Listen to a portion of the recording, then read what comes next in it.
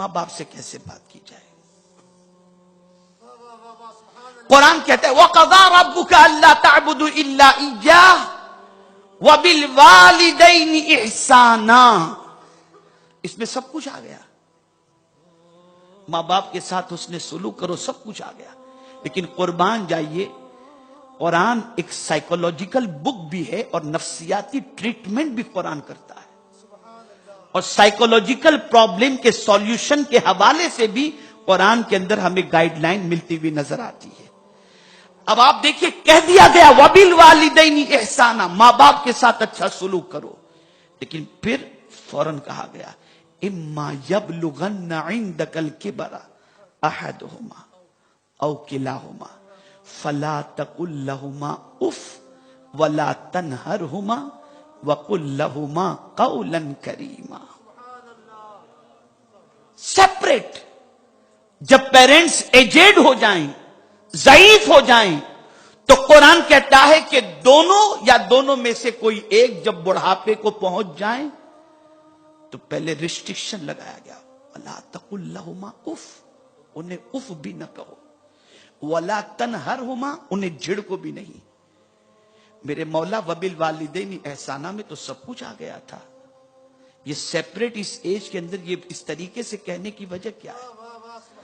تو ریزن یہ ہے کہ جوان جب ماں باپ ہوتے ہیں تو بچہ کچھ بھی کہے فکر نہیں ہوتی، جا بیٹے گھر سے نکل. لیکن جب بڑھاپے میں پہنچ جاتے ہیں تو نہ کمانے کی طاقت، نہ چلنے پھرنے کی طاقت، بچے کے محتاج ہو جاتے ہیں. وہ انرجی نہیں ہوتی، وہ طاقت نہیں ہوتی کہ فریلی اپنے بچے سے فائٹ کر سکیں یا بچے کو نکال سکیں. بلکہ سچویشن یہ ہوتی ہے کہ ماں باپ بچے کے رحم و کرم پر ہوتے ہیں. اب اس ایج میں جب ماں باپ پہنچتے ہیں تو ان کی ریکوائرمنٹ یہ نہیں ہوتی کہ میرا بیٹا مجھے یہ کپڑے لا کر کے دے، مجھے یہ کھانا لا کر کے دے. اس لیے کہ اب پہنے تو کس کے لیے پہنے، اور کھانے کے لیے چاہیے کتنا، بہت لیمیٹیڈ چاہیے. تو آرزویں تو ساری ختم ہو چکی ہوتی ہیں. چلنے میں بھی پریشانی، اٹھنے میں بھی پریشانی، بیٹھنے میں بھی پریشانی.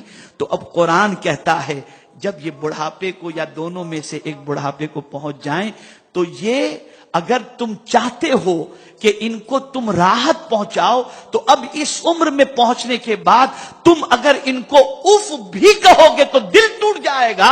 اس لیے اف نہ کہو، اور یہ تم کو کٹ کٹ کریں گے. ایج ہو چکی ہے. اس ایج کے اندر جس طرح سے بچپنے کے اندر بچے بار بار ماں باپ سے کہتے رہتے یہ کیا ہے، یہ کیا ہے، یہ کیا ہے، ایسے ہی بڑھاپے کے اندر بھی باپ بار بار پوچھے گا یہ کیا ہے، یہ کیا ہے. وَلَا تَنْهَرْهُمَا، ان کو جھڑکو نہیں، انہیں جھڑکو نہیں. تو اب کیا کریں، کیسے بات کریں؟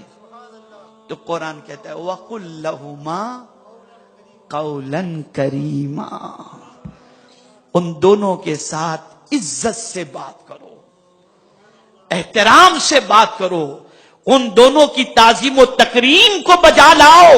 اور میں یہاں ڈیفینیٹ میں آپ کو کہتا ہوں سائیکولوجیکل، کسی باپ کو آپ دیکھ لیں، کسی ماں کو دیکھ لیں جو ضعیف ہو چکی ہو، اس کے لیے بچوں کے اچھے بول سے بہتر، اچھے جملوں سے بہتر کوئی دوسرا سرمایہ نہیں ہوتا.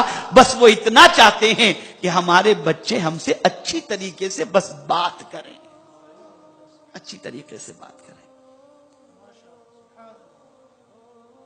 اور وہ بچے جو ماں باپ کو ہنساتے رہتے ہیں، ماں باپ بوڑھے ان کے ساتھ بیٹھ کے مذاق مستی کرتے رہتے ہیں، ماں باپ کی دلجوئی کرتے رہتے ہیں، ماں باپ کو خوش کرتے رہتے ہیں، ماں باپ کے پاس بیٹھے رہتے ہیں اور ماں باپ سے دل لگی کرتے رہتے ہیں، ان ماں باپ کے دل سے پوچھو کہ اس بچے کے لیے ماں باپ کی طرف سے کتنی دعائیں ہوتی ہیں. تو قرآن کہتا ہے وَقُلْ لَهُمَا قَوْلًا كَرِيمًا.